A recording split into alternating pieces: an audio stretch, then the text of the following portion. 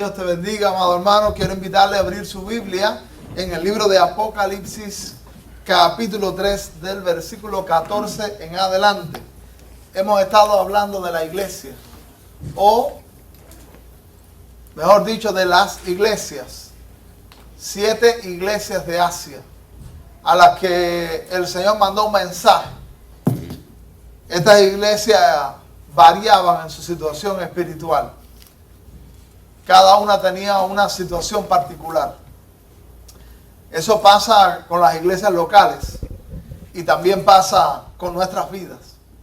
Y el Señor se propone dar un mensaje. Siempre que la palabra de Dios se expone, tiene verdades que son verdades para todo cristiano. Pero también el Señor tiene aplicaciones especiales en lo individual.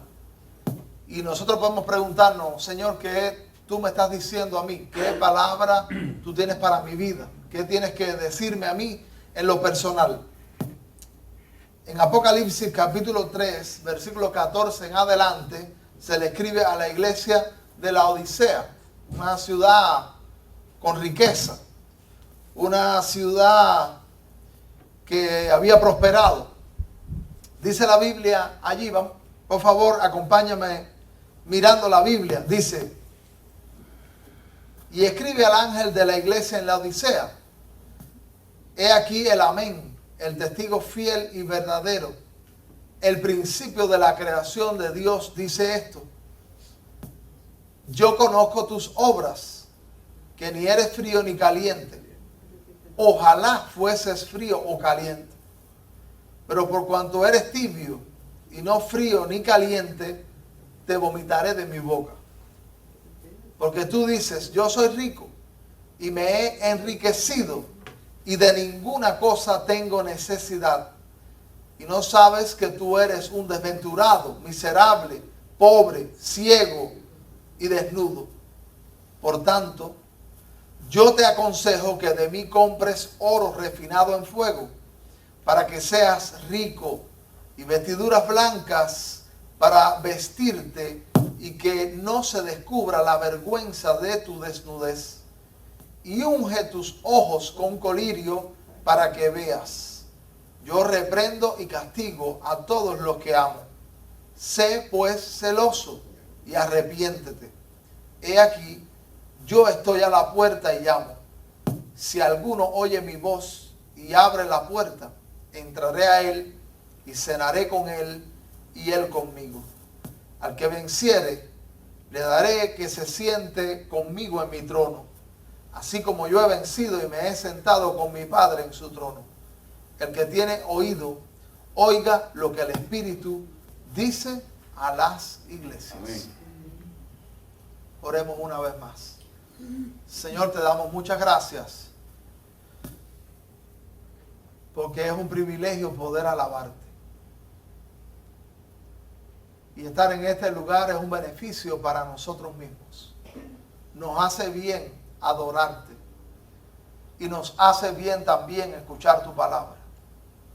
Pedimos que también tomes este tiempo en tus manos. Tú nos conoces en lo íntimo. Tú conoces, Señor, también nuestra necesidad de ti. Tú conoces nuestras luchas.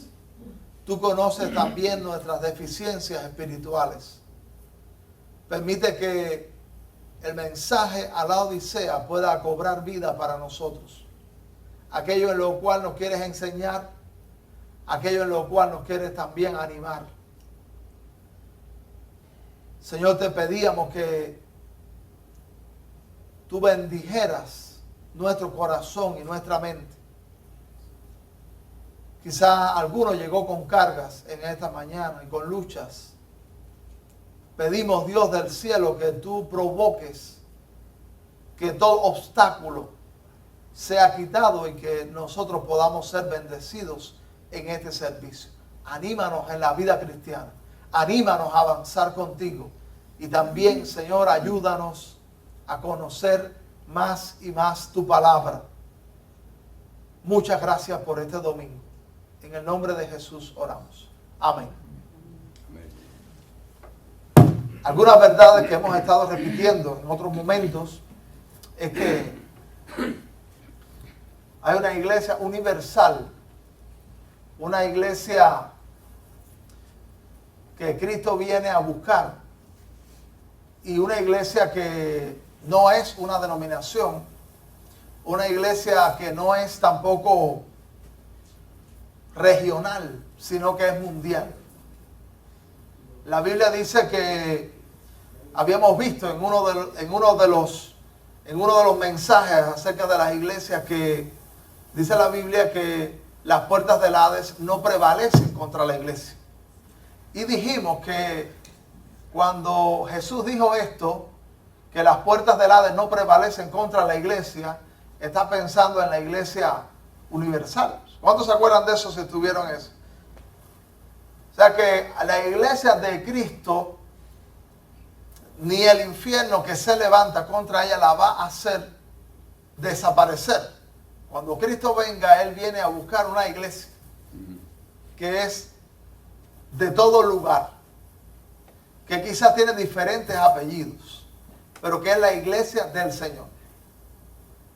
Pero dijimos que hay iglesias locales. Nosotros somos una iglesia local. Y las iglesias locales podían desaparecer. De hecho, en la historia hay muchas iglesias locales que desaparecieron. ¿Y de qué dependerá que una iglesia permanezca o desaparezca? Depende de nuestra unión con Cristo. Depende de nuestra obediencia a Cristo.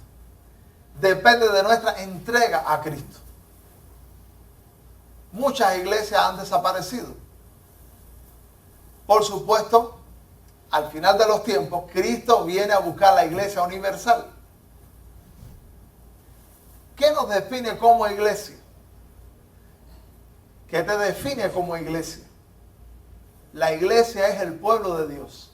La iglesia son los hijos de Dios. Esto nos hace iglesia. Muchas personas hoy en día tienen diferentes conceptos de la iglesia. La iglesia es la congregación, o la iglesia son los que se bautizan, o la iglesia son los que sirven en determinado lugar, la iglesia son los que alaban. Y aunque todo eso lo hace la iglesia local, lo hace los hijos de Dios, eso no es lo que define que somos iglesia. Lo que nos define como iglesia es que seamos hijos de Dios. Un fenómeno espiritual que se llama conversión, que se llama nuevo nacimiento. Así le señaló Jesús a Nicodemo. ¿Se acuerdan de Nicodemo? Nicodemo era un hombre que oraba, que iba a los cultos, que leía la Biblia, que creía en Dios. Pero dice Jesús, es necesario nacer de nuevo. Es necesario que entres a través del nuevo nacimiento a ser iglesia, a ser hijo de Dios. Y hay quien ha pensado que la iglesia se define por una sucesión histórica de algún líder. Y algunos buscan en la historia y dicen, vamos a ver si podemos comprobar que estos líderes se sucedieron unos a otros. Y entonces dicen ellos, lo hemos comprobado. No sé cuántos han escuchado esa opinión, pero yo he visto gente que dice, lo hemos comprobado. Ha habido una sucesión, una línea histórica de este liderazgo que comprueba que esta iglesia en la que nosotros estamos es la iglesia de Cristo. Pero yo debo decirle, eso no garantiza que seamos iglesia. También otros creen que es un nombre, un apellido, porque las denominaciones son apellidos. Y entonces dice, es una sucesión nominal, un nombre. Y entonces ellos dicen, vamos a buscar que nuestro nombre sea antiguo, sea ya por la iglesia primitiva. Y entonces dice, si ese nombre ha estado en alguna etapa histórica y ha seguido en la historia, entonces somos iglesia verdadera. No lo es. Pero por ejemplo, ¿cómo se llama esta iglesia? vida nueva. Y vida nueva hoy y desde su nacimiento ha sido fiel al Señor y ha estado buscando de Dios y ha estado fiel a la palabra de Dios. Pero si de aquí a 3, 4, 5 años esa iglesia no continúa fiel a la palabra de Dios y la gente pertenece a la iglesia no por el nuevo nacimiento, por la conversión, por ser hijos de Dios, sino que otras cosas empiezan a definir a la iglesia y la iglesia se llena de esa gente. Y los que entonces pertenecen a la iglesia local no son nacidos de nuevo. ¿Tú sabes qué puede pasar? Que esa iglesia local deja de ser iglesia auténtica del Señor. Y puede llamarse iglesia, pero no va al cielo. Puede llamarse iglesia, pero no tiene futuro. Puede llamarse iglesia, pero no es perdonada por Cristo. Puede llamarse iglesia, pero no tiene el Espíritu Santo. Puede llamarse iglesia, pero no es iglesia. Porque la iglesia no está definida ni por un nombre, ni por una sucesión histórica. La iglesia está definida por ser hijos de Dios y su fidelidad a la palabra de Dios. Dentro de las denominaciones cristianas, todas, hay cristianos auténticos y hay también falsos creyentes. Tenemos una situación en la Odisea. Esta iglesia, el Señor hace una presentación a la iglesia de la Odisea. La iglesia de la Odisea es una iglesia que no recibe elogio. Esta es una iglesia, esta es la iglesia que representa el peor estado espiritual de las iglesias de Asia. Porque hay iglesias también que han avanzado más con Dios en la santidad, en el conocimiento de la palabra, y otras menos. Puede que haya dos iglesias auténticas del Señor, pero una sea más pura que otra. Esto también pasa. La Odisea representa un estado espiritual caótico. Y el Señor siempre, acuérdese que hace una presentación de su persona. Habla de quién es Él para hablarle a la iglesia. Y dijimos que en muchas de las iglesias el Señor hace una presentación de la visión que tuvo Juan en el capítulo 1, del Cristo glorificado. Pero esta en la Odisea, él toma 3 ideas que no están en el capítulo 1. ¿Cuáles son las 3 ideas en las que Cristo se presenta a la Odisea? Porque el Señor puede presentarse para nosotros con diferentes facetas. El Señor puede presentarse para algunos, puede presentarse como el Dios que perdona. ¿Saben? Que hay personas que su vida ha sido tan lejos de Dios y han hecho tantas cosas que deshonran a Dios que ellos cuando han venido a Cristo y han sentido el bálsamo del perdón, ellos interpretan que Cristo es el perdonador. Y siempre cuando miran al Señor piensan de manera especial en el perdón, en la misericordia, en la bondad, en que les ha dejado vivir y les permite todavía una segunda oportunidad. Hay gente que ha pasado muchas aflicciones. Y Cristo le consoló. Y el Señor trajo una paz que es indescriptible a sus almas, a sus vidas. Y entonces cuando piensan en el Señor, piensan en que el Señor es el consolador por excelencia, que el Señor trae una paz inmensa a los corazones. Y cuando piensan en el Cristo, dice, Él es el consolador. Porque ese atributo, esa característica, esa manera en la que el Señor se ha presentado, ha adquirido un lugar especial en su corazón. Y aunque es verdad que el Señor perdona, y es verdad que el Señor consuela, esas no son las únicas características, hay muchas. Pero de los atributos divinos, hay algunos que quizás por nuestra experiencia y por nuestro encuentro con Dios, eso ha llegado a tener un lugar especial. Y si alguien nos preguntara, bueno, cuando tú piensas en Dios, cuando tú piensas en Cristo, ¿qué piensas de Él? Y entonces uno dirá, yo pienso que Él es poderoso. Porque lo que era imposible para los hombres, Dios lo hizo posible en su vida. Y entonces dice, Dios es poderoso. Para esa persona desconsolada, dice, Dios es consolador. Esto es lo que viene a mi mente. Para ese que necesitó el perdón, dirá, Dios es perdonador. y el Señor Jesús, al hablarle a las iglesias, se presentó bajo esos diferentes aspectos, todos verdaderos, que conforman su persona, su ser. Porque a lo mejor eso era lo que ellos necesitaban para aquel momento.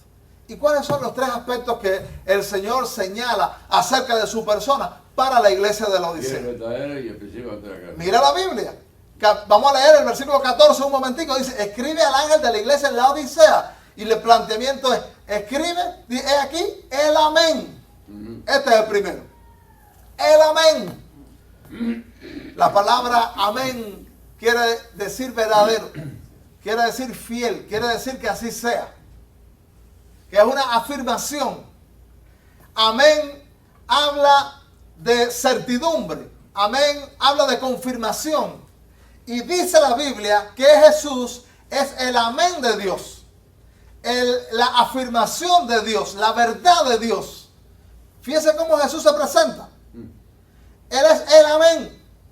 Esas son pocas maneras en las que el Señor dice que en la Biblia encontramos. Hay muchos nombres de Cristo y muchas presentaciones que, por ejemplo, Hijo de Dios, Hijo de Hombre, Salvador. Pero el amén, pocas veces, ¿verdad que sí? Solamente lo vamos a encontrar, ahora viene a mi mente, en 2 Corintios. Él es el amén de Dios. ¿Y por qué Cristo es el amén de Dios? Usted sabe que no hay manera de llegar a Dios, al Padre, si no es a través de ¿quién? De Cristo. Y entonces Dios ha hecho promesas. ¿Cuánto le gustan las promesas de Dios? Amén. ¡Qué maravilla! Oramos confiando en sus promesas. Oramos también confiando en su pacto. Oramos confiando en todo lo que era pronunciado en la historia. Pero todas esas promesas, todos esos pactos, toda esa palabra de Dios, ¿cómo se puede materializar en tu vida? ¿Cómo se puede hacer realidad? Solo es a través de Cristo. Que haya misericordia, que haya salvación, que haya nuevas oportunidades para nosotros, es porque Cristo apareció en la historia como el Salvador. Entonces Él dice, yo soy el amén de Dios. Yo soy el amén, dice aquí la Biblia. He aquí el amén. También dice la Biblia, dice el testigo fiel y verdadero. Eso habla, un testigo corrobora que algo ha sucedido, ¿no? Cuando hay un accidente, cuando hay una situación, un juicio, se pueden llamar testigos. ¿No es así? Se llaman testigos para que ellos den fe, para que ellos corroboren, para que ellos afirmen si es o no es. Bueno, Cristo es el testigo. Pero puede haber testigos falsos. Puede haber gente que habla lo que no es. Pero el Señor Jesucristo es el testigo fiel. El testigo fiel y verdadero.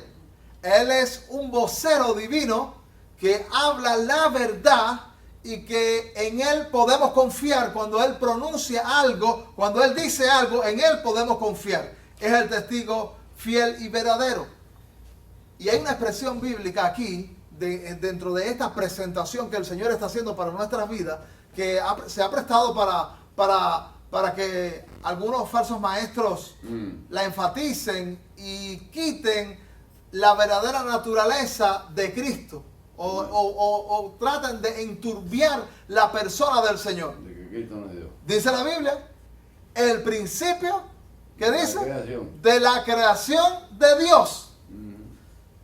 ¿Qué quiere decir cuando, fíjate, Él se presenta como el amén, el testigo fiel y verdadero y el principio de la creación de Dios? Oyes. ¿Qué significa que Cristo es el principio de la creación de Dios?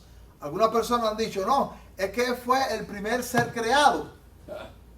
Oyes. Pero eso no es verdad. Él es el principio de la creación de Dios, porque Él es el origen de la creación, porque Él es la causa causante de la creación.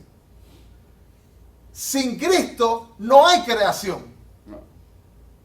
La Biblia testifica de esto. Por ejemplo, en Colosenses, usted puede leer en la Biblia, en la epístola a los Colosenses, miren lo que dice la Biblia acerca de Cristo en estos términos. Dice la Biblia, Él es la imagen, eso está en Colosenses 1:15, dice, Él es la imagen del Dios invisible, el primogénito de toda creación. Porque en Él fueron creadas todas las cosas, las que hay en los cielos, las que hay en la tierra, visibles e invisibles, sean tronos, sean dominios, sean principados, sean potestades. Todo fue creado por medio de Él y para Él. Entonces, ¿quién es Jesús? El Creador. Juan capítulo 1 también dice que sin Él nada de lo que ha sido hecho fue hecho. Por eso Él es el principio de la creación, es el que da origen a todo lo que existe. Usted se imagina un Salvador que no es Dios. Un Salvador que no es Dios no puede lograr su salvación. Un Salvador que no es Dios no puede cumplir sus promesas. Porque solo Dios hace lo imposible. Solo Dios puede hacer lo imposible. Entonces, ¿qué pensamiento hoy nosotros pudiéramos, aparte de estas verdades espirituales que se le dicen a la Odisea y se nos dicen a nosotros en este día, cuál piensa por un momento en su interior, no para que me responda, si yo pensara en el Señor respecto a mí, respecto a lo que Él ha hecho, ¿qué viene a mi mente? Piensa un instante y trata de ponerle un nombre.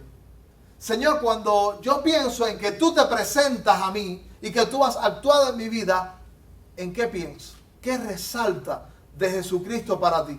¿Qué resalta de manera especial de sus atributos? ¿Qué resalta de manera especial de sus características, de su persona?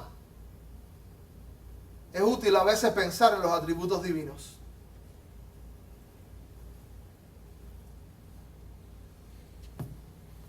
Noelvi, ¿en qué piensas cuando piensas en Cristo de esos atributos? En amor y en fidelidad. Amor y fidelidad. Mercedes, ¿quieres decirme qué piensas?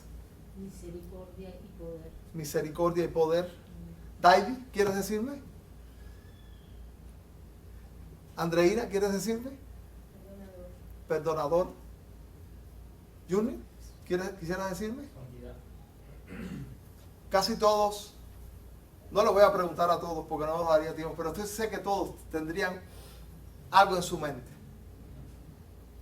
Él tiene más de lo que tú piensas, pero hay algo que eso ha llegado a tener un significado especial para ti. Yo también tengo algunos de esos atributos que para mí han tenido un significado especial. Y el Señor me ha tocado, el Señor me ha levantado, el Señor ha obrado. Y ese atributo, cuando yo pienso en Él, pienso en eso. Qué lindo es Cristo. Que Él se presenta, y Él se presenta para ti, ayudándote en tu necesidad. Vamos a mirar algo más de esta iglesia de la Odisea. Mire su Biblia, por favor. Dice la Biblia, yo conozco tus obras. Acuérdense que si Cristo es Dios, sabe algunas cosas. Todas. Dice Miguel, ¿sabe? Todas las cosas. Entonces, yo conozco tus obras. El Señor nos dice, esta expresión, decíamos el primer día, que se repite en todas las iglesias. A Éfeso se le dice, yo conozco tus obras. A Esmirna se le dice, yo conozco tus obras. A Pérgamo se le dice, yo conozco tus obras. A Tiatira se le dice, yo conozco tus obras. A Sardis se le dice, yo conozco tus obras. A Filadelfia se le dice, yo conozco tus obras. A la Odisea se le dice, yo conozco tus obras. A ti y a mí se nos dice, yo conozco tus obras. Y entonces, usted no ha visto momentos donde usted no ha sido reconocido por algo que usted ha hecho. Y a lo mejor alguien debió decir, óigame, esta persona ha hecho algo. Yo conozco a alguien que daba un testimonio porque hizo un trabajo en el que pasó días y días haciendo ese trabajo. Y el representante de la organización después se paró y dijo, ¿qué trabajo hemos pasado haciendo esto? Llevamos muchos días, pero ¿vieron qué lindo nos quedó? Y la persona estaba detrás. Y dice que inclinó sus rostros y lloró. Porque dice, yo no quería que me exaltaran, pero me dio dolor que hubiese pasado tanto trabajo y tanto tiempo y no pudiera recibir, aunque sea una palabra, después de aquel arduo trabajo. Bueno, el Señor conoce nuestras obras cuando son buenas. en este caso, para la Odisea, él también conoce las obras, pero lamentablemente la iglesia de la Odisea no tenía obra buena. Tenía una situación muy precaria, dije. Y si bien, qué maravilla que aunque la gente no te conozca, cuando tú has hecho cosas buenas para el Señor y cosas maravillosas y te has desgastado y has trabajado arduamente, qué maravilla es saber que el Señor conoce tus obras. Amén. Eso es reconfortante. Decimos amén. El Señor conoce las obras buenas, pero también cuando el Señor nos dice, yo conozco tus obras y las obras no son buenas, las obras son lamentables, las obras son tristes, las obras son dignas de arrepentimiento, esto nos debiera llevar a arrepentirnos. El Señor le dice a la iglesia de la Odisea, conozco tus obras. Para los que saben que el Señor conoce las obras, cuando son buenas, dice, tengo paz. Aunque haya gente que no se acuerde de eso, el Señor lo sabe. Gloria a Dios. Pero para los que también saben que el Señor conoce las obras y no andan con rectitud delante de Dios, eso los pone en problemas, los pone en preocupación en su mente. Es como aquella persona que está en un lugar de delincuentes, en un lugar de donde hay peligros y ve a un policía. Dice, qué maravilla, me están cuidando, tengo a quien llamar. Pero en ese mismo lugar, el que está robando, el que está haciendo trampa y ve al policía, el policía no representa lo mismo para él, ¿verdad? No representa lo mismo para el que necesita ser cuidado como para el que está robando y no quiere ver al policía. En este caso, la iglesia estaba haciendo algo desobediente y dice el Señor, yo conozco tus obras. Por eso nuestras obras hablan de nuestra realidad espiritual.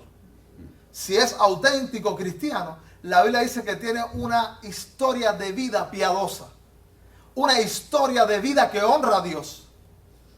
Alguien que no conoce a Dios, que no ha tenido ese encuentro del que hablamos, tiene una historia de vida impía. El cristiano puede fallar. El cristiano puede caer. El cristiano puede tener crisis espirituales. Pero ese no es su estilo de vida. Allí no puede estar siempre. Su vida se destaca por honrar a Dios. Entonces, cuando tu vida no honra a Dios y la historia de vida que tú desarrollas no honra a Dios, quizás necesita conversión, necesita ser iglesia. A la iglesia de la Odisea decía, repito, no tenía un elogio. Qué lamentable cuando hay una iglesia que el Señor va a pronunciarse sobre esa iglesia y no hay nada positivo que señalar, y solo hay reprensión, y solo se anuncia juicio, y solo se anuncia disciplina. Yo creo que esa iglesia no quiere ser tú, esa iglesia no quiero ser yo. No queremos esa iglesia, ser esa iglesia. Queremos ser una iglesia, quizá como Esmirna. ¿Tú te acuerdas de las características de Esmirna? Dije al principio que ¿cuántas iglesias fieles había? De las 7. Dos. Una es Esmirna. Esmirna recibe alabanza. La otra es Filadelfia. Filadelfia recibe alabanza y no reciben reprensión. Las otras reciben alabanza y reprensión del Señor. Las dos cosas. Habían cosas buenas, pero habían cosas que no estaban al 100%. Lo mejor que nosotros nos pudiera pasar es ser una Esmirna o ser una Filadelfia. Porque lo que es verdad a nivel colectivo es verdad también a nivel individual. Porque la iglesia es un cuerpo y cuando el Señor solamente tiene cosas lindas y buenas a decir de ti y de mí y alabanzas y elogios, es porque estamos honrando a Dios, porque estamos caminando 100% en su camino. Vamos a mirar algunas cosas de lo que el Señor le dice a la Odisea. Yo conozco tus obras, versículo 15, que ni eres frío ni caliente. Ojalá fuese frío o caliente. Esta era una característica. La Odisea le entraba su agua, venía, recibía su agua de otros lugares. El agua caliente, aquella agua que era terapéutica, que quizá relajaba cuando usted se metía cuando se introducía en el agua y recibía un relajamiento por uso de ese calorcito, no estaba. No, ahí daba vómitos el agua. Fría, era un agua que no saciaba la sed, un agua que no refrescaba.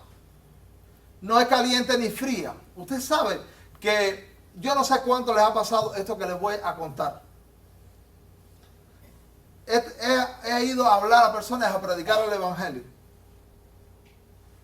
Personas que tienen trasfondo cristiano. Personas que quizás nacieron en familias cristianas, que oyeron la Biblia, oyeron hablar de la Biblia, conocen las grandes enseñanzas, las grandes doctrinas de la Biblia, saben lo que es un culto cristiano, conocen alabanzas de Dios, parte de su vida incluso se congregaron, hicieron buenas obras, tuvieron externamente, se veían que eran personas cívicas, personas que quizás no tenían un comportamiento adecuado. Y entonces usted llega y dice, quiero animarte a buscar de Dios. Y habla de la Biblia y le predica el evangelio. Pero él sabe eso que usted le está diciendo. Esa persona sabe lo que usted le está diciendo y a lo mejor alguna la sabe mejor que usted. Porque hay gente que no es nacida de nuevo, que ha tenido la luz de la palabra de Dios y conoce la Biblia. Porque conocer la Biblia no es ser cristiano. Y entonces, ¿qué le digo? ¿No es frío? No puede ser, es totalmente frío porque no se congrega. No es totalmente frío porque ora eventualmente antes de comer los alimentos, porque eso está en la tradición familiar. Conoce la enseñanza de la Biblia. Cuando usted lo mira va a decir, no, pero mira mi vida. Yo soy mejor, va a decir, algunos dirían incluso, yo soy mejor incluso que gente que está en la iglesia. ¿No es frío? Es complejo tratar con alguien en esa situación. No es caliente. ¿No es verdad? También no es caliente porque no está avivado. No tiene una vida espiritual de fervor, de oración, de entrega desde el interior, porque el cristianismo trata con el interior. La religión trata con el exterior. La religión se compone de apariencias, de rituales, pero el cristianismo es la única que trata con el corazón y que lo que Dios obra es de dentro hacia afuera. Amén. Sí, porque en algún momento llega afuera. No, porque hay alguien que me dice, no, pero aquí lo que importa es el corazón. Sí, pero el corazón se tiene que ver afuera en algún momento. Claro. El cambio es de dentro hacia afuera. En algún momento tiene que llegar afuera. Donde hay una evidencia también. Pero el cambio es, la clave empieza desde dentro. Entonces, qué complicado tratar con alguien así. Tratar con una iglesia que tiene culto, que tiene encuentros, que tiene oración, que conoce la Biblia, que canta, que ofrenda, que hace trabajo, y dice el Señor, sin embargo, no está frío, Te voy a vomitar. ni está caliente. Esta es la situación de la Odisea. Esta puede ser nuestra situación. El Señor nos confronta con su palabra. ¿Cuál es mi situación? El Señor quiere gente fervorosa con Él. El Señor quiere que nosotros avancemos con Él. El Señor quiere que nuestro corazón esté encendido con Él. Y esto es el plan de Dios perfecto. Y es lo que te conviene y es lo que me conviene. Nos conviene que el corazón de nosotros esté en llamas por el Señor. Amén. Nos conviene porque el mayor bien es para ti, es para tu familia, es para tus hijos, es para todo lo que te rodea. Nos conviene. Dios nos necesita de nosotros. Era una iglesia autosuficiente, pastor, y no quería ayuda de nadie. Eso es lo que pasaba en la iglesia. Fíjese cómo sigue diciendo. Versículo 16. Pero por cuanto eres tibio y no frío, te vomitaré de mi boca. Dice el versículo 17. Mira lo que dice la Biblia de la iglesia de la Odisea. Dice, porque tú dices, fíjate el examen Usted se ha hecho autoexamen. Yo soy rico. En la vida cristiana es una vida de autoexamen. Fíjese que en la Biblia, cuando se habla de tomar la cena, dice la Biblia, cada uno pruébese a sí mismo. ¿Tú sabes lo qué quiere decir esa expresión? Al corazón. Autoexamínese. Autoexamínese. El Señor quiere que usted y yo hagamos autoexámenes. Pero, un autoexamen que es auténtico, que es verdadero y que donde nosotros podemos ser alumbrados por Dios y considerar nuestra realidad espiritual. Porque la Odisea hizo un autoexamen y también hizo un autoengaño. Podemos nosotros hacer un examen en el que amortiguamos nuestra conciencia, en el que aliviamos aquellas inquietudes espirituales auténticas en nuestra alma, no dejamos que despunten para sanarnos. Porque siempre que hay un diagnóstico, no siempre oír un diagnóstico es agradable. Usted va al médico y le dice, está enfermo. Eso es bueno escucharlo. ¿Cuánto le gusta escuchar que están enfermos? A nadie le gusta escuchar está enfermo. Pero bueno, algunos locos, ¿no? Hay gente loca que le gusta eso, ¿no? Para, ¿cómo se llama? Para, ay, que me cojan lástima y eso. Pero eso no es lo normal. La gente cuenta dice, yo no quiero que me digan que estoy enfermo, yo quiero estar sano. Y que el pronunciamiento sea, estoy sano. Pero, aquí porque la única manera de que lo positivo del examen es que eso trae la cura. El diagnóstico, lo positivo del diagnóstico es que viene después la sanidad. Viene el antídoto. Viene el medicamento. Viene lo que trae el bienestar. Dice la Biblia que la Odisea, mira cómo se autoexamina. Versículo 17. Porque tú dices, yo soy rico y me he enriquecido y de ninguna cosa tengo necesidad. Fíjese, ahí está el autoexamen. La autosuficiencia de Dios. Mira,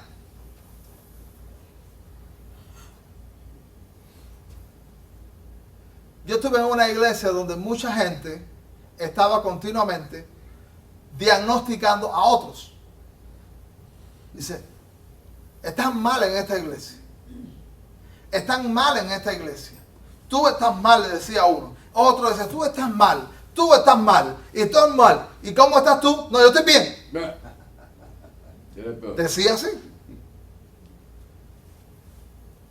Ahora, quien está en comunión con Dios, quien está avanzando en su relación con Dios, quien está cerca de este Padre Celestial y de verdad está bien, tú sabes lo que siempre dirá que le falta. Porque si de verdad está cerca de Dios, estará mirando que Dios es tan grande, tan sublime y tan santo que siempre Él tiene carencia. El que dice, tú estás bien, eso está mal.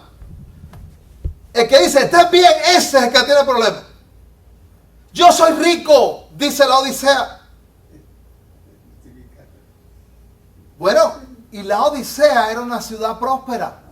Era una ciudad de riqueza. Era una ciudad de se producía la industria de la lana. Era una ciudad de medicamentos, también de colirio para los ojos. Era una ciudad de muchas cosas. Y quizás la Odisea dijo, mira cómo hay gente aquí que está poderosa en el billete.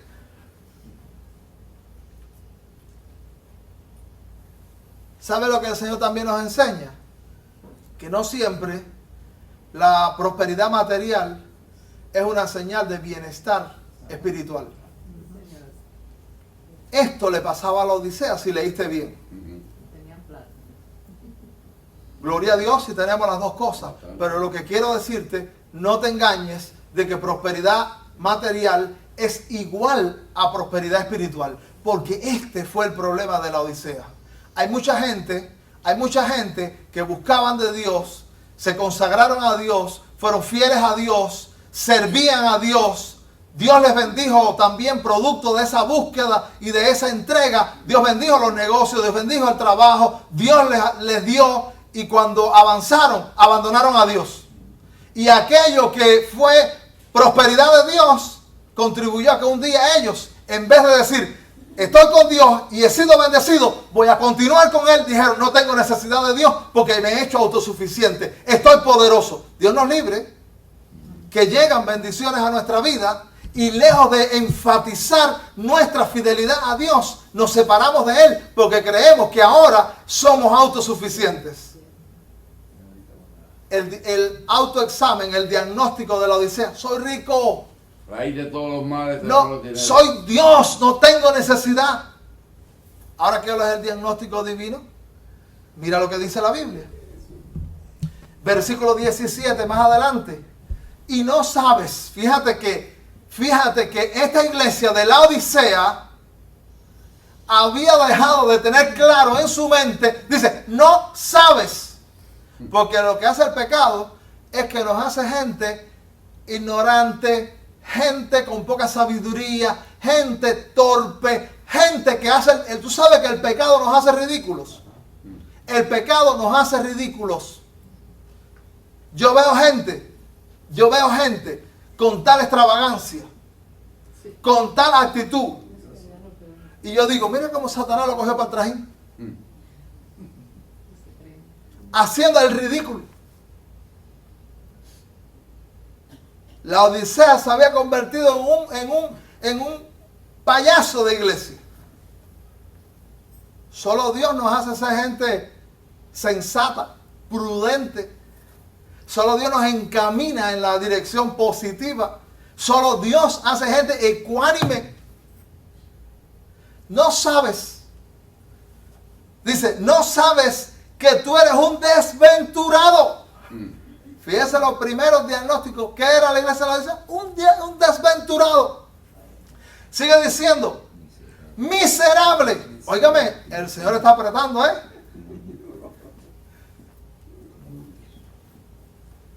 El Señor tiene palabras lindas y tiene palabras durísimas.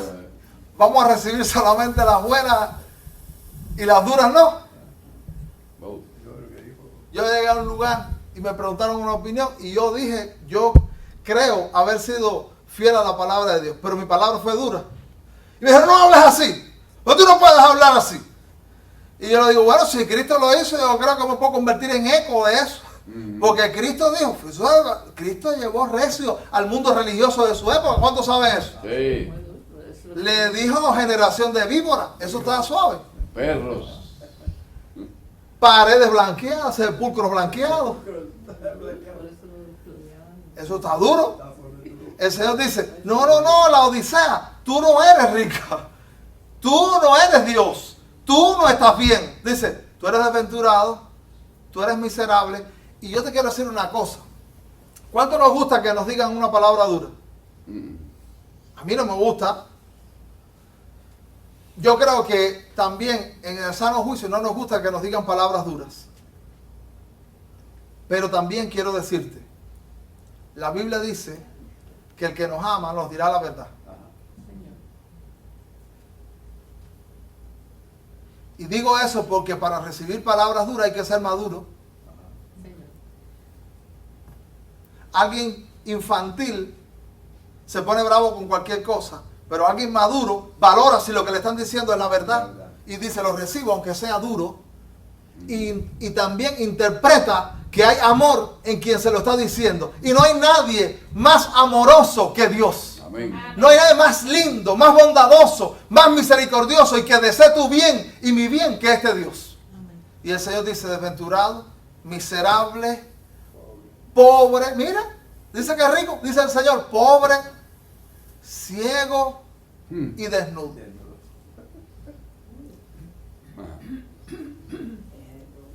Este es el autoexamen del Señor. Lo tiró al piso. A mí me gustan unas palabras, lo tiró por el piso. Ajá. Dice las palabras del salmista. Dice la palabra de salmista. Líbrame de los que me son ocultos. ¿Cuántos han leído eso? Sí. En el autoexamen tenemos que pedirle al Señor, Señor, líbrame de lo que me son ocultos, porque quizás yo me estoy haciendo una idea que no es la verdad. Yo me estoy valorando y yo me estoy viendo arriba cuando en realidad estoy abajo. Entonces, Señor, ayúdame a que el autoexamen sea justo, sea preciso para yo encaminarme. Tengo un amigo que predicó un mensaje hace tiempo y él dijo, el título del mensaje, a mí me atrapó el mensaje. El mensaje se llamaba La importancia de la tendencia en tu vida. Fíjense ese mensaje, tremendo título. Los títulos tienen que ser sugestivos. La importancia de la tendencia en tu vida. Y la introducción era, hay gente aquí, él empezó diciendo, no es tan importante dónde tú estás como a dónde tú vas. Y dijo, hay gente aquí en esta iglesia que está abajo, pero su tendencia es hacia arriba. Y hay gente que está arriba, pero su tendencia es hacia abajo. Y entonces yo quiero decirte, dijo el predicador, si tú estás abajo, pero su tendencia es hacia arriba, no te preocupes, continúa. Pero si tú estás arriba y tu tendencia es hacia abajo, preocúpate porque esto es contigo. Porque estamos en un camino de crecimiento. Y cuando nosotros tenemos una tendencia a avanzar con Dios, a agigantarnos con el cielo, tenemos que continuar el camino. Porque yo quiero decirte, cuando tú estás en la presencia de Dios, tú siempre verás que necesitas. Verás también que te falta. Verás también porque el modelo, el paradigma del cristiano no es otro cristiano. El paradigma, el modelo por excelencia es el Señor.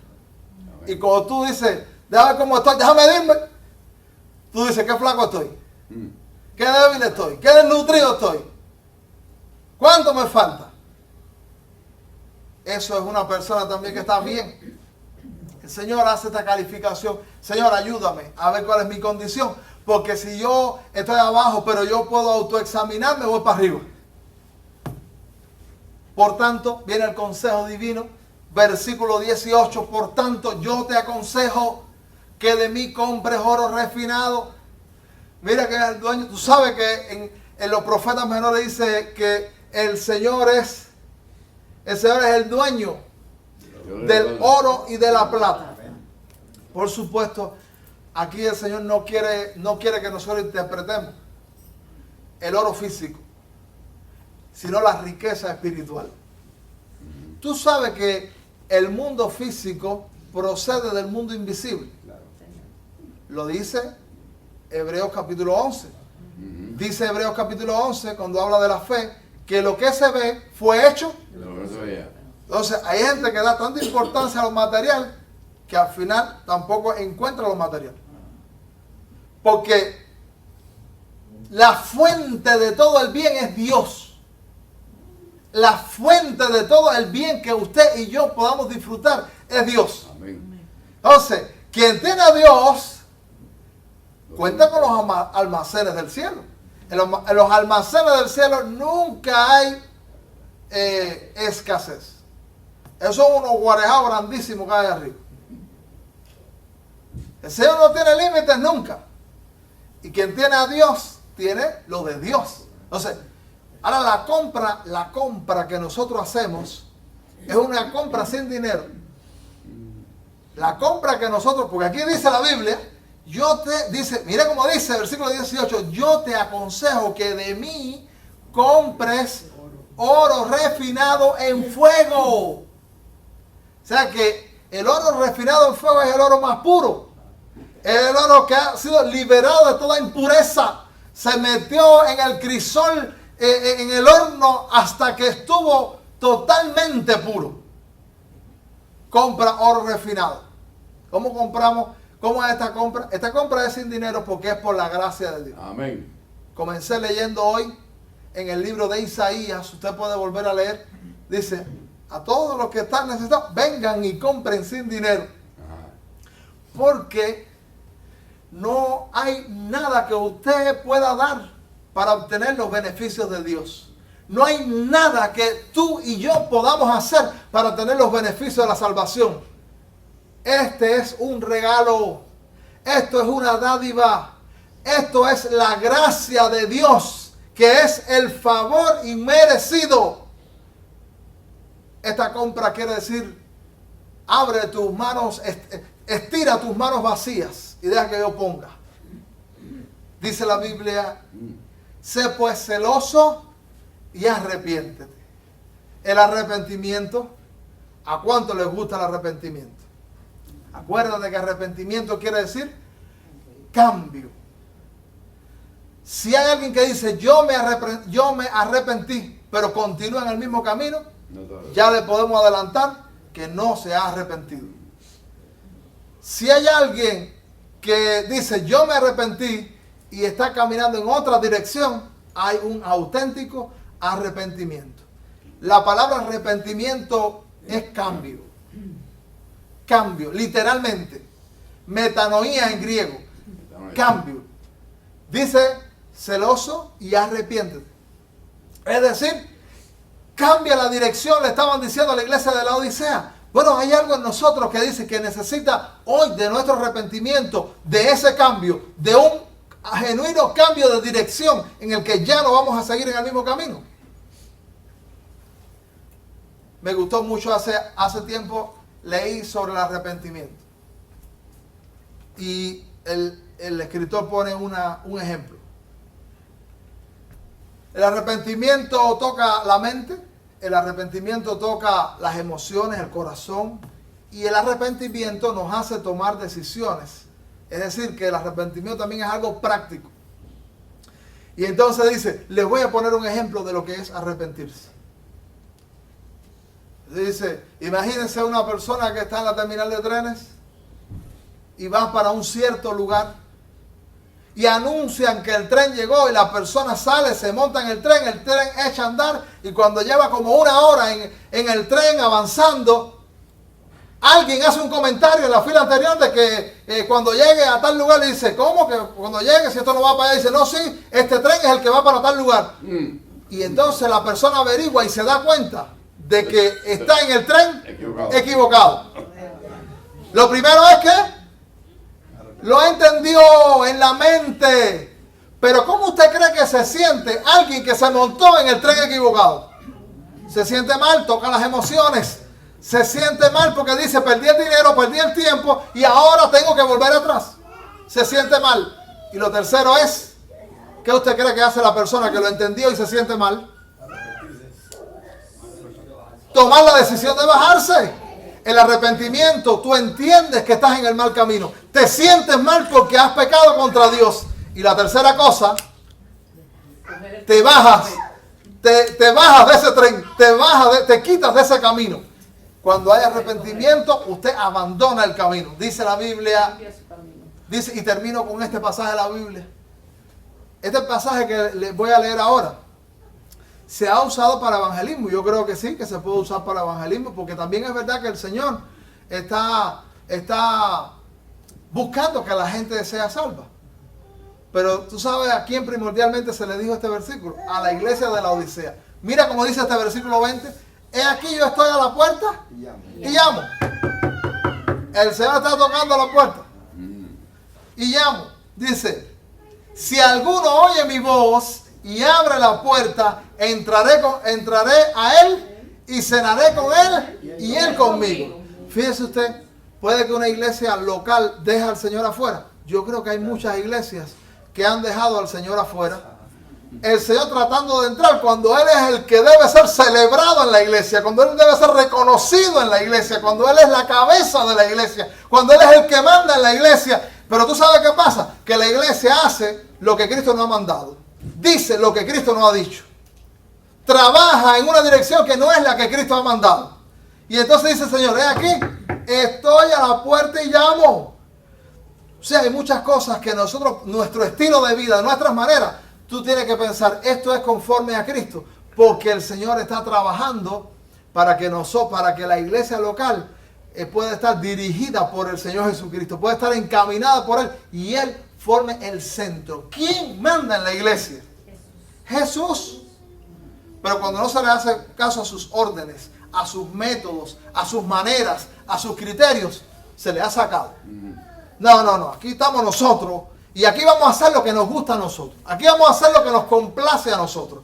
Aquí vamos a hacer lo que creemos nosotros que es lo mejor. ¿Sabe que hay iglesias así? Que dicen, no, eso no me gusta. ¿Usted no ha oído eso? No me gusta eso. Bueno, pero ¿le gustará al Señor? Porque a lo mejor es lo que te gusta a ti le gusta a otro hermano, pero al Señor le complace las dos. Cuando hay cuestiones que son dichas por el Señor y hechas por el Señor, debemos remitirnos a Él. Amado hermano, quiero terminar aquí. Aquí hay muchas cosas lindas que el Señor nos dice a través de pasajes. Muchas cosas lindas digo, porque aunque son duras, lo que es para restauración, yo digo que es lindo. Lo que es para levantamiento, yo creo que es lindo, aunque sean palabras duras. El Señor puede que nos haya dicho algo hoy. Lo que le dijo a la Odisea hace eco en la historia y llega hasta el siglo XXI. Porque hay muchas iglesias como la Odisea o nosotros en lo personal. Ahora podemos nosotros también ser receptores como la Odisea, como la iglesia local. Entonces, amado, nosotros podemos pensar, bueno, ¿cómo estoy yo con el Señor? ¿Cómo está mi corazón? ¿Cómo está mi vida? ¿Tú sabes qué diría yo? Yo necesito más de Dios. Yo necesito más de Él. Y me doy cuenta que Él está señalándome. Porque Él quiere que yo avance con Él. Y si nosotros somos honestos en lo personal, yo creo que muchos nos vamos a unir en ese sentido y vamos a decir, Señor, yo necesito de ti. Porque me falta. Y porque cuando me relaciono contigo, veo que me falta mucho. Para que haya una iglesia poderosa que levante la credibilidad del cristianismo, la credibilidad de la palabra de Dios que se ha desacreditado, necesitamos una iglesia que no sea la Odisea. Necesitamos una iglesia que se levanta para ser fiel. Una iglesia que el Señor se complace. Y que aquellas palabras que le dijo a Cristo, las puede pronunciar. Este es mi Hijo amado, en el cual, ¿te acuerdas cómo dice? En el cual tengo complacencia. Qué lindo si el Señor nos dice, este es mi Hijo amado, este es mi Hijo amado, en el cual tengo complacencia. Este es mi siervo, en el cual tengo complacencia. Yo quiero que el Señor diga eso de mí. Vamos a estar en pie y vamos a hacer una oración. Yo no te voy a decir que pases hoy acá, quiero orar allí en tu asiento. Pero sí quisiera que tú tomaras en serio lo que el Señor puede haberte dicho en este domingo. Y yo quisiera que podamos inclinar nuestros rostros y antes que yo ore, yo quiero pedirte, haz una oración tú. Haz una oración en lo personal y Señor, si el Señor te ha dicho algo, si el Señor te ha inquietado sobre algo, este es un buen día para decir, Señor, quiero salir adelante contigo. Quiero ser rico contigo. Quiero ser rico según tu criterio.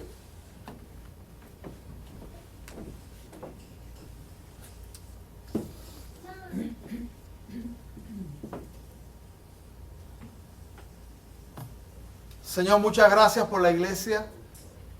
Gracias por cada persona que llegó a este lugar en este día.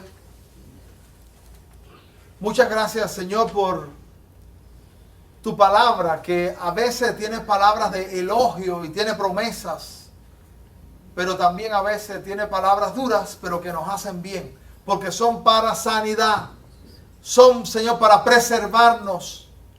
Señor, ayúdanos a abrazar toda tu palabra, todo lo que dices. Tú conoces a cada persona que llegó a este lugar y tú conoces la iglesia que somos. Como dijiste aquellas iglesias, yo conozco tus obras. Tú conoces nuestras obras.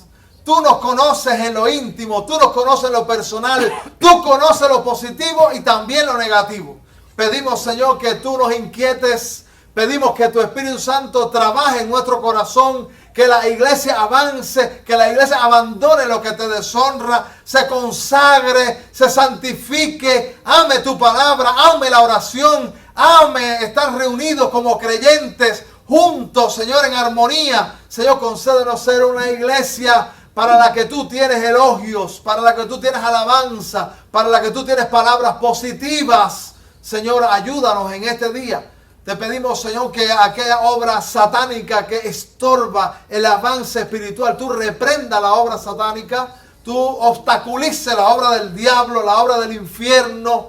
Te pedimos también, Señor, que tú obstaculice toda obra pecaminosa, todo aquello que hay en nuestra vida que no te agrada, tú lo quites. Estórbanos, Señor, cuando hacemos el mal. Estórbanos, Señor, cuando estamos en el mal camino. Ayúdanos, Señor, aquel que se siente débil, aquel que siente que no puede, aquel que siente, Señor, que con su fuerza no lo va a lograr, pero que dice hoy, vengo a ti y quiero ponerme en tus manos. Tú puedas levantar una iglesia poderosa, una iglesia que crece, una iglesia que avanza, una iglesia en la que tú te complaces.